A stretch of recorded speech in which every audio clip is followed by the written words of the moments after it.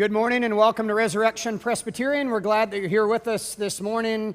Feel free to still kind of come in, find your way to your seats as we're getting settled this morning. We're glad that you're here with us as we are here to gather in worship. We're here to connect with each other. Most importantly, we're here to commune and connect with God. We desire to be a church that's not simply in Knoxville, but we want to be a church that is for Knoxville. We concur with the prophet Jeremiah, who says that we are called to seek the peace and the prosperity of the city, because when the city prospers, we too will prosper. We're centered on this transformative and historic message called the gospel. The gospel is what the Christian needs to grow in Christ.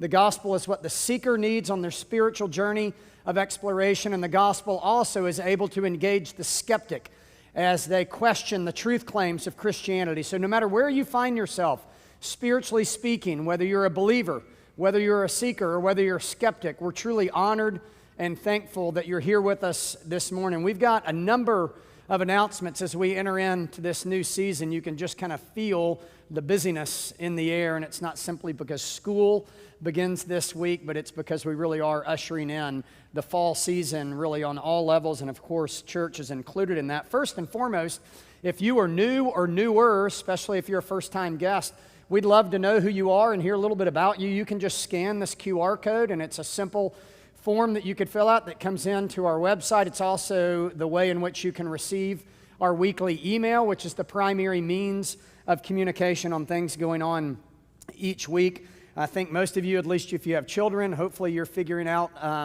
even as you arrive this morning, that there's some changes going on with regard to Children's Church. For one, it's back after about a month break that we took off in the summer, which was really helpful on a number of levels. And then this morning, you of course drop your children off into their classes, but to reckon back to what we used to do prior to this last 18 months, the children will actually come back into the worship service after the sermon, before communion and before the last aspects of liturgy and our closing hymns to end the service. And the reason that we do that is not because it's logistically easier to have the kids in there and then bring them back in here, or to have parents in here and then go out of here after the sermon to get your children. But the reason we do that is we're committed to our children participating in worship in a way that is appropriate and accessible for them. And there's different ways in which you could do this. We used to have them in at the beginning,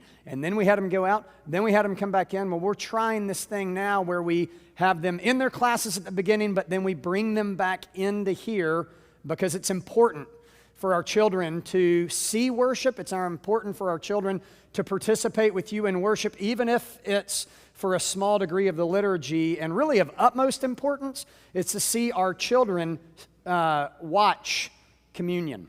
It's the clearest representation of the gospel in really visual and image form. And then furthermore, since we have children up to third grade that are in our children's classes, it is our assumption that there are children in elementary school who have a credible profession of faith, and as a result of that, we would hate to deny them from partaking in communion. So we bring them back in to even be able to partake and participate in communion as well. Speaking of communion, there's a shift, a pivot, as we say these days, in our system of what we're doing that's somewhat of a hybrid of what we used to do and what we have been doing. What will happen at the time, and it'll be very clear after the sermon when we start to go into the communion liturgy. For one, you'll notice some elements that have been missing for a while that we've added back into that communion liturgy. And then secondly, what you will do is you will come forward row by row, and I think it'll be pretty self-explanatory when it's your time to come. And we want kind of a consistent, efficient flow, shall we say, of you coming forward, each from each side, to grab your own elements at each respective table, depending on what side you're on. You will grab the elements, and then you will file back to your seat with your elements, and then you can simply partake once you're back at your seat when you're ready. We will not be pausing for everybody to have elements in hand, but we are having you come forward, take elements that have now been prepared by us as opposed to pre-prepared. So we're hoping that's a little bit of an increase in quality. The red is wine, the white is juice. The red is fermented, the white is not. Crackers on the bottom. within your cup setup. I think it'll be self-explanatory once you grab what you have. And then we also have gluten-free offerings on each side. So new things, new instructions, a little bit longer. Hopefully we'll figure it out, but at this time I'll bring you forward when it's time for communion. I sent out a letter yesterday that ended up being 2 letters because I forgot something. I would just simply encourage you to read it. It described what I just told you. It talks a little bit about youth ministry in the fall. It encourages you about our small groups called RPIs. You can read about those. I'm not going to go into it. There's another QR code at the bottom that signs you up or at least expresses interest in those small groups, which will start the week after Labor Day. But once they begin, they're closed. So if you're at all interested, you need to sign up now. And then I'll also make a comment about our denomination's summer gathering called General Assembly. There's a lot, I'm sure that I could say about that, a lot that none of you would really care about. Some of you care about those things, but I highlighted 2 things in the second letter because I forgot to put them in the first letter yesterday, highlighting a very important development these days culturally in our denomination's study committee and report and statement on human sexuality, specifically dealing with the issues of homosexuality, same-sex attraction, and transgenderism.